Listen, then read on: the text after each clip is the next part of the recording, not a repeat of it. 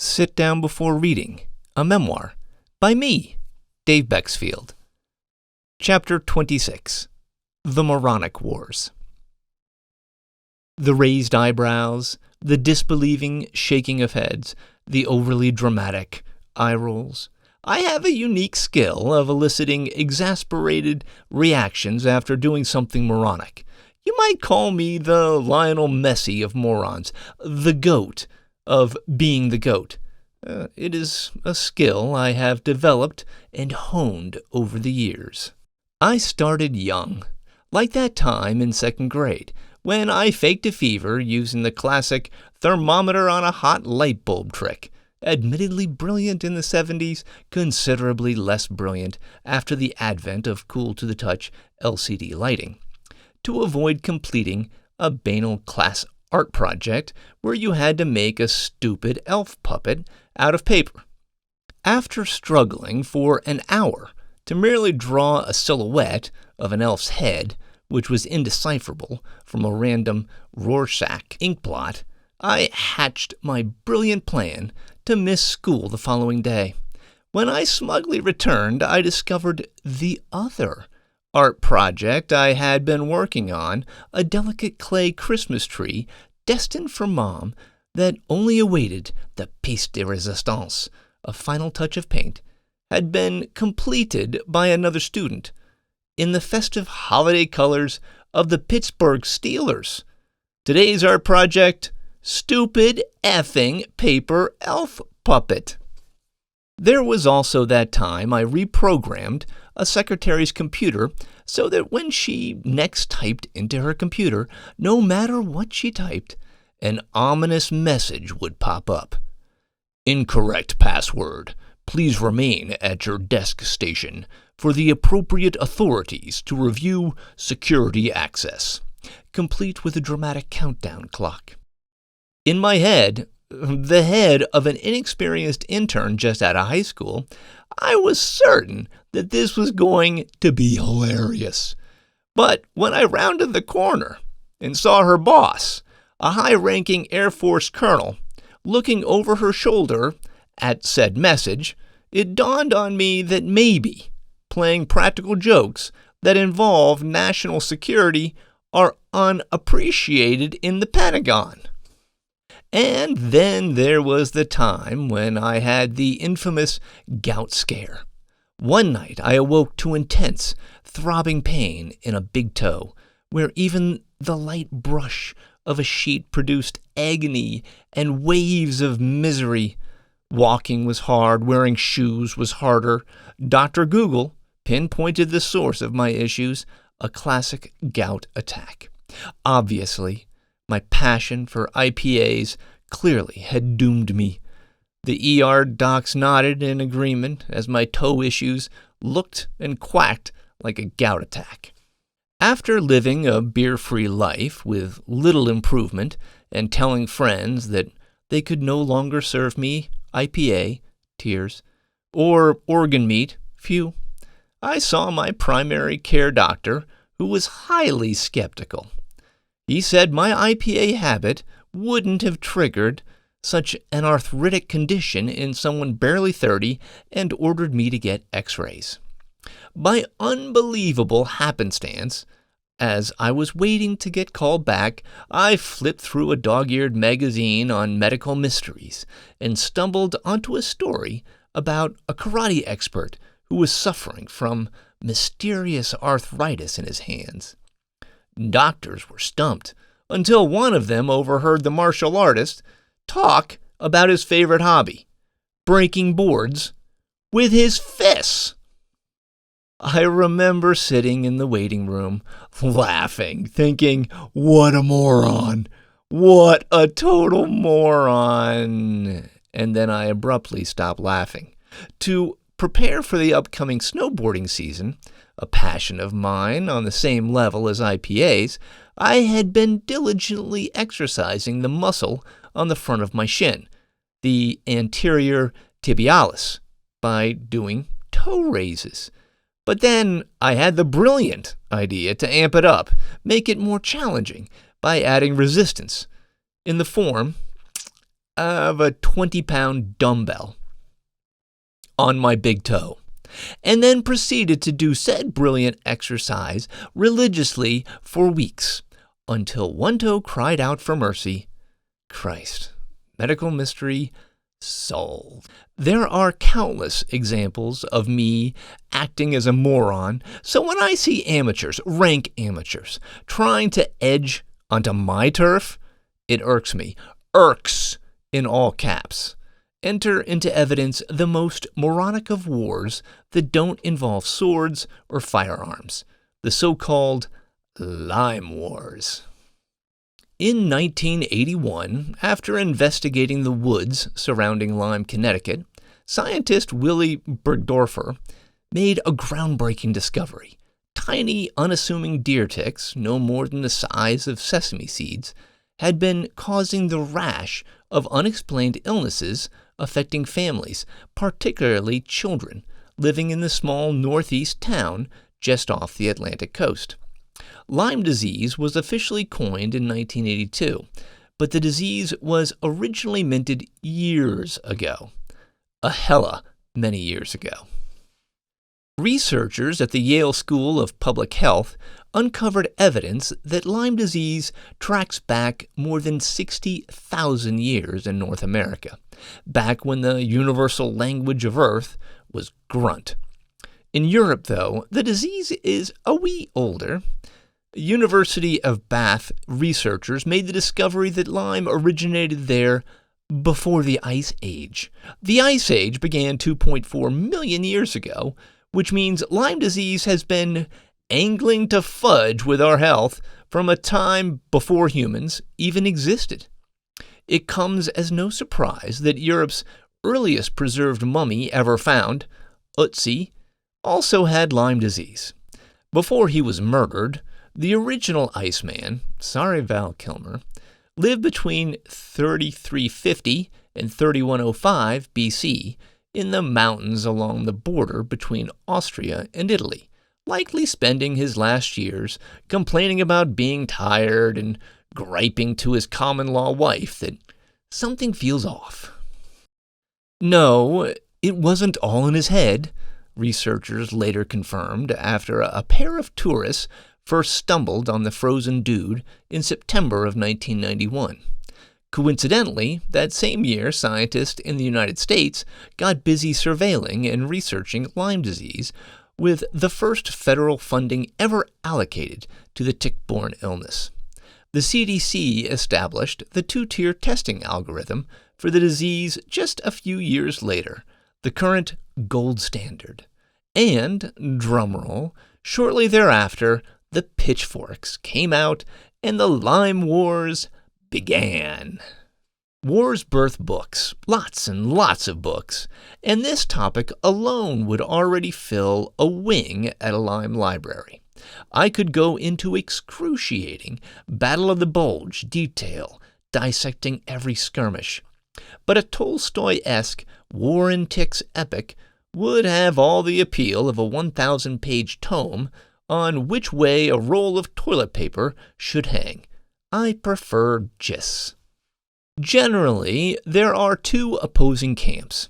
First, you've got the mainstreamers, who believe Lyme disease is a relatively contained regional disease, easily diagnosed and easily eradicated by a short course of antibiotics.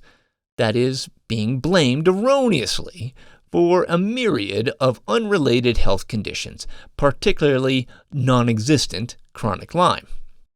Then you have the blimies, who argue that Lyme disease is widespread, deeply challenging to diagnose, and woefully undertreated, and the source of countless maladies that could be rectified with longer courses of antibiotics. Predictably, heels were dug in after the first volleys were lobbed decades ago. Sick people demanded answers, while doctors pointed to negative test results. Sick people insisted when they did get treatment that it wasn't long enough, while doctors insisted the exact opposite.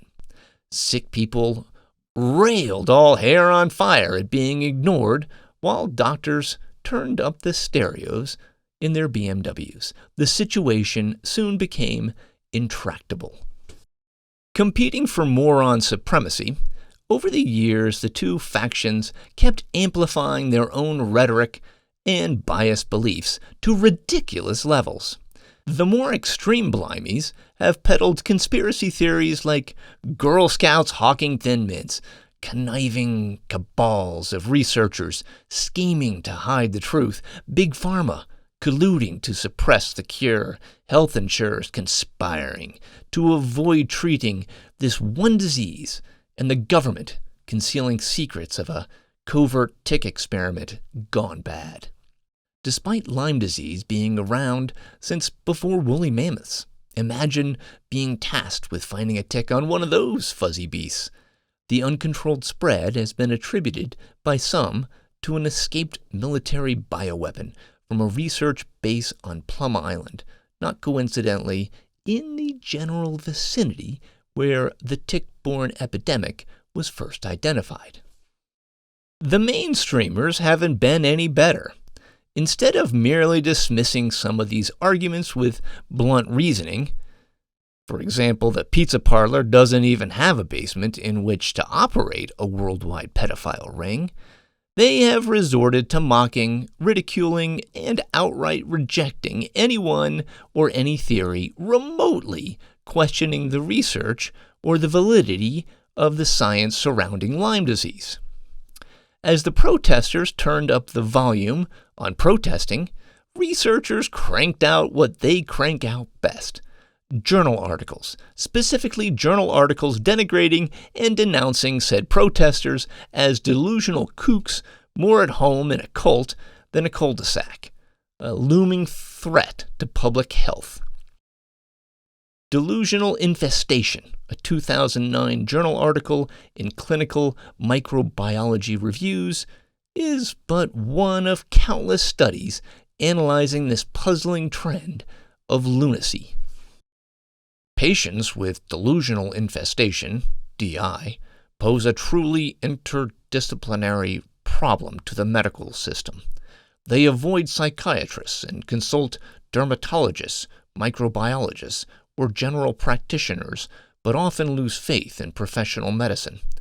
Epidemiology and history suggest that the imaginary pathogens change constantly, while the delusional theme, infestation, is stable and ubiquitous. The most intricate problem is to engage patients in psychiatric therapy. In primary DI, antipsychotics are the treatment of choice. Members of this Lyme cult latch on to the unproven because we are all, quote, desperate for an explanation and possible cure, end quote, says a report produced for the UK Health Protection Association. In 2011, a veritable who's who of primo Lyme disease researchers got anti-science and ethical concerns associated with advocacy of Lyme disease published in the Lancet Infectious Diseases. The entire abstract is nothing short of cherry. Advocacy for Lyme disease has become an increasingly important part of an anti-science movement that denies both the viral cause of AIDS and the benefits of vaccines, and that supports unproven, sometimes dangerous, alternative medical treatments. Some activists portray Lyme disease, a geographically limited tick-borne infection, as a disease that is insidious, ubiquitous, difficult to diagnose, and almost incurable. They also propose that the disease causes mainly nonspecific symptoms that can be treated only with long-term antibiotics and other unorthodox and unvalidated treatments. Similar to other anti-science groups, these advocates have created a pseudoscientific and alternative selection of practitioners, research, and publications, and have coordinated public protests, accused opponents of both corruption and conspiracy, and spurred legislative efforts to subvert evidence-based medicine and peer-reviewed science. The relations and actions of some activists, medical practitioners, and commercial bodies involved in Lyme disease advocacy pose a threat to public health. Even the National Collaborating Center on Infectious Disease out of Canada chimes in. It's the activists online that are fueling the crazies. Chronic Lyme may be similar to parasitosis, a delusion of persistent and intractable infection. Online forums devoted to the subject show the burden of illness, fear, and risk that these patients experience. Many are extremely knowledgeable about highly technical aspects of Lyme disease and different serological approaches. They reject a single fact, their negative diagnosis and the non-persistence of infection following treatment. The long-ranging moronic Lyme Wars eventually devolved into essentially one giant pissing contest if one were to have a pissing contest in a tornado. There have been protests galore, state and federal investigations, congressional hearings. The Blimies have gone so far as to intimidatingly stalk, or plainly reason with, depending on one's perspective, Lyme disease researchers to such a degree that security guards had to be assigned, predating Dr. Anthony Fauci's COVID experience with dissenters by decades. Mainstreamers have gone so far as to blacklist and shame physicians who dare sympathize with the Blimies, threatening to pull medical licenses and sanction providers who don't toe the line. Then there are the lawsuits. The Infectious Diseases Society of America, IDSA, has been a frequent target, the recipient of class action lawsuits and antitrust investigations, while those doctors who drew up the current testing for Lyme disease have been targeted personally for bias and gross conflicts of interest. Health insurers have been sued as well, accused of conspiring to deny Lyme disease treatment coverage, being called everything from evil to corrupt to the unprintable. Let's not leave out the petitions. Change.org seemingly hosts a Lyme disease flavor of the month, everything from sign here to demand a congressional investigation to sign here to demand Lyme Advisory Committee members tell the complete truth. Megaphone-shouted claims from extreme Blimies that all cases of insert disease of choice here are in reality just cases of Lyme disease, supported by scant objective evidence, have become as ubiquitous as those once-in-a-generation weather events that seemingly have been happening weekly. Then the rhetoric inevitably levels up as additional shocking claims twist the paranoia knife in deeper.